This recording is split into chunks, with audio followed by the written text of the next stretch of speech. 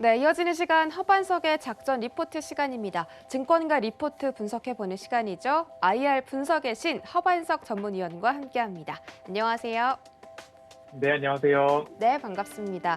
유튜브 채팅 댓글에 추석 전 첫 번째 월요일이라고 또 써주셨는데 이번 주는 추석 전 한 주인 만큼 좀 특별히 더 대응을 좀 잘 해봐야 할 것 같습니다. 어떤 업종일지 바로 확인해 볼게요. 네, 오늘의 업종 리포트 코스닥 스몰캡입니다. 성장산업 포트폴리오 구축이라고 말씀을 해주셨는데 코스닥에 상장되어 있는 스몰캡 종목들 중에 정말 이 기업은 괜찮다, 성장성이 짙다 하는 종목들이 정말 많습니다. 그런 종목들 이번 주 허반석 전문위원께 한번 들어보면서 우리 투자자분들께서 어떤 종목에 한번 관심 가지면 좋을지 알아보도록 하겠습니다. 네, 이번 주는 코스닥 스몰캡 리포트를 살펴보고자 합니다.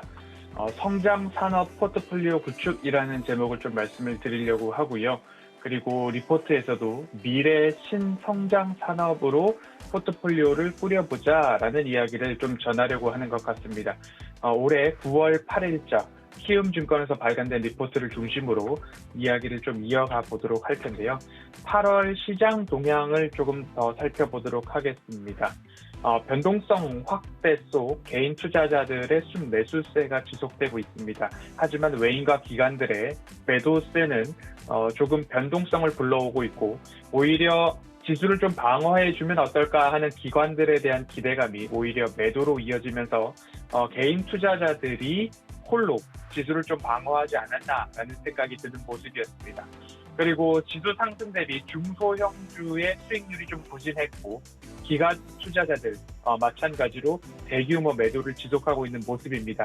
이러한 와중에 외인들이 이제 수급적으로 들락날락하는 모습들 속에서 변동성이 발생이 되었고 이 변동성 속에 지수는 박스권 움직임이 오고 있습니다.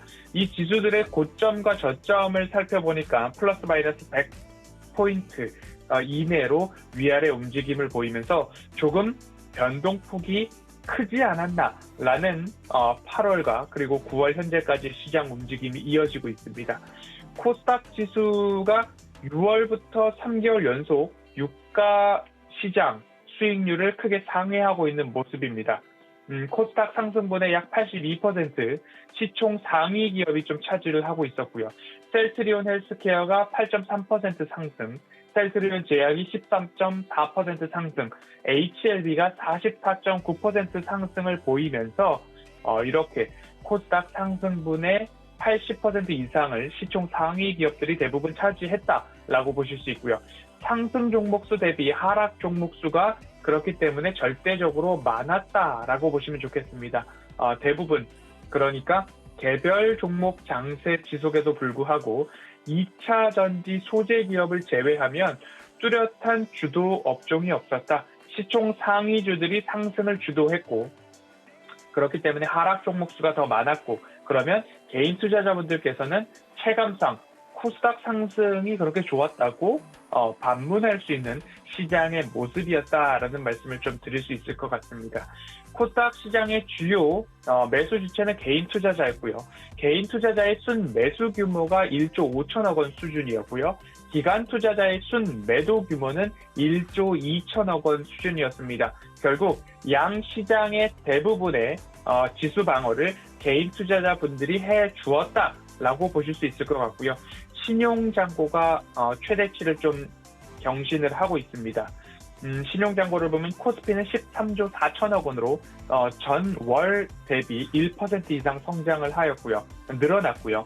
코스닥도 11조 4천억 원으로 전월 대비 3% 가까운 상승을 보여주었습니다. 지수 급락 시 반대 매매에 여전히 주의가 필요하다라는 말씀을 드리고 싶습니다. 시간이 내 편이라는 그러한 말씀을 좀 드렸는데요. 시간이 내 편이고 반대 매매나 증거금을 충당해야 되는 위험성이 없다면 차라리 추석 이후 상승할 기업들에 대해서 차곡차곡 저가 매수를 이어갈 수 있을 텐데 시간이 내 편이 아니고 반대 매매에 쫓기고 증거금을 충당해야 되고 라는 담보 비율을 유지해야 되고 이런 이야기들이 들려오고 내 계좌에도 알람이 울린다면 시간이 내 편이 아니기 때문에 지수 하락 시 시간에 쫓기면 결국 손실을 확정해야 되는 리스크가 생기게 되죠. 그러한 리스크 관리를 해야 하는 시기가 9월 시장이 아닌가라는 말씀을 드리면서 특히 추석을 앞두고 있는 현금화에 대한 욕구가 커지는 이번 주 이러한 변동성 관리가 굉장히 절실하고 필요하다라는 말씀을 좀 드리고 싶습니다.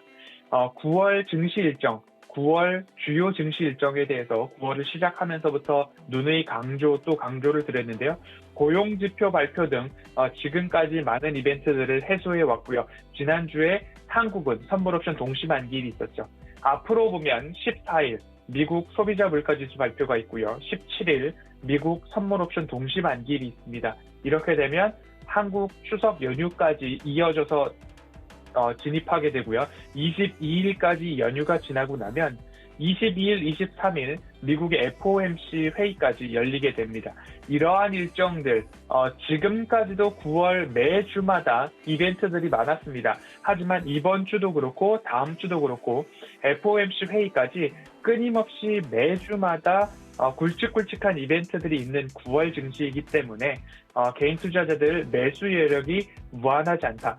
매수 여력이 혹시 대출 또는 빚으로부터 온 자본력이라면 9월 증시는 굉장히 어려울 수 있다라는 말씀 드려오고 있습니다. 현금 비중을 9월 말까지 잘 분산해서 계획을 하셨으면 좋겠다라는 말씀 드리고요. 9월 시장의 조정을 통해서 저가 매수가 가능한 기업들이 있다면 9월 말까지는 저가 매수 포인트로 삼아볼 수 있다. 지금 현금화를 하는 부분들도 있겠지만 차라리 주유소 포트폴리오를 9월 초부터 미리미리 현금화를 했던 저의 스탠스를 조금 참고하고 계셨던 분들이라면 조금 더 많은 현금 비중을 차지를 하고 계실 수 있다라는 기조 아래 말씀을 드려본다면 9월 말까지는 저가 매수 포인트로 조금 현금 비중을 잘 분산해 놓으셔서 활용을 해보시면 어떨까라는 말씀을 드릴 수 있고요. 22일, 23일 FOMC 회의가 있기 때문에 그 변동성을 노리기 위해서라도 오히려 현금 비중을 9월 말까지 10% 정도는 가지고 가는 게 조금 더 안전한 투자가 아닐까라는 말씀을 좀 드리고 싶습니다. 그러면 어떤 섹터, 어떤 기업들의 저가 매수를 찾아야 될까? 위드 코로나 될 수 있고요. 2차 전지, 셀, 소재 부문 모두 다 말씀드릴 수 있겠습니다. 비메모리 반도체, 자율주행, 5G 장비 관련된 주, 디지털 헬스케어 이야기들을 리포트뿐만 아니라 저도 함께 말씀을 드릴 수 있고요. 실적이 또한 중요할 것 같습니다. 올해뿐만 아니라 내년, 후년도까지 매출액과 영업이익이 증가하는 기업들 꼭 보셨으면 좋겠고요. 허반석의 모멘텀 체크리스트 첫 번째죠. 차트상 저위험 구간 꼭 기억을 해보셨으면 좋겠습니다. 아무리 성장과 이익 모두 다 갖췄다 하더라도 누군가는 차익 실현, 매도를 고민하고 있는 자리에서 매수 대응은 조금 위험할 수 있다라는 말씀 드리고 싶고요. 9월 추석을 앞둔 이번 주에는 더더욱이 조심하셨으면 좋겠다라는 말씀을 드리면서 국내 시장이 반도체 셀링 보고서를 인해서 삼성전자, SK하이닉스 조정을 받았습니다. 그리고 나서 LG화학 화재 건으로 인해서 2차 전지 섹터 조정을 받았습니다. 여기에 네이버와 카카오 기준으로 플랫폼 규제 이슈가 나오면서 또 한 번 빅테크의 조정을 맞았던 우리 증시입니다. 조정의 현실을 목도한 최근 가장 조금 위험하고 조금 조정이 더 나올까 하는 그러한 시장의 분위기입니다.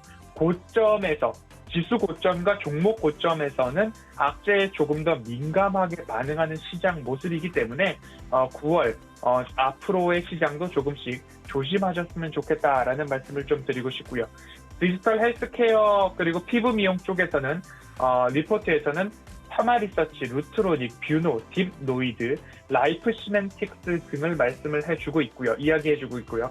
폴더블 폰 쪽에서도 이야기를 좀 해주고 있습니다. 이미 시세가 많이 나왔죠. 파인테크닉스, KH바텍, BH, 태경 하이테크, 애플의 신제품 출시 자율주행까지도 이야기가 나오면서 옵트론텍, MC넥스, 아모텍 이야기 나오고 있습니다. 그리고 미국에서의 인프라 투자와 관련해서 에이스테크, 엠노 관련된 이야기 나오고 있고요. 앞서서도 말씀을 드렸듯이 위드 코로나 전환 시에는 음식료 유통업종, 대선 및 정책 관련주로는 건설업종, 그리고 하반기 한 차례 추가 금리 인상이 나오고 있기 때문에 금융주 좀 살펴보시면 어떨까라는 말씀 드리겠습니다. 이번 주 코스닥 스몰캡 기업들 중에 앞서서 말씀드렸던 여러 가지 섹터들이 좀 있는데요. 그 부분들 중에서 저가 매수가 가능한 기업들이 어디가 있을까 한 번 더 이번 주 작전 리포트 시간을 통해서 살펴보도록 하겠습니다.